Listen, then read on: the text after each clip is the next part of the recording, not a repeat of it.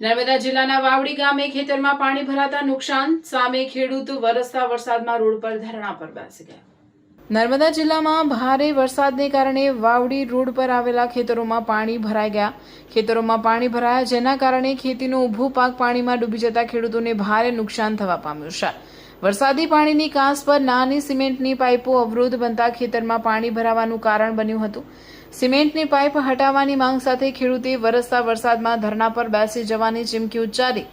જ્યાં સુધી પાઇપો હટાવે નહીં ત્યાં સુધી ધરણા પરથી નહીં હટાવવાની ચીમકી ઉચ્ચારી હતી।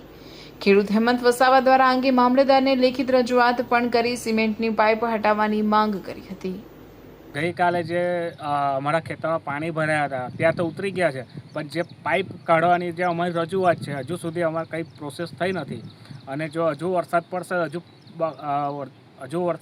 હજુ પાણી ભરાશે અને પાણી ભરાશે હજુ પાકને તો નુકસાન થશે। આ વરસાદ બંધ થશે એટલે ખબર પડે અમારા પાકને બધું બહુ નુકસાન, મને લગભગ 1.5 થી 2 લાખનું નુકસાન થયું છે।